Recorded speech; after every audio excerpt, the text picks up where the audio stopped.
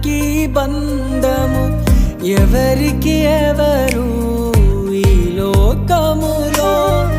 ఎంతవరకు మనకి బంధము ఎవరికి ఎవరు సొంతము ఎవరికి ఎవరు శాశ్వతము ఎవరికి ఎవరు సొంతము ఎవరికి ఎవరు శాశ్వతము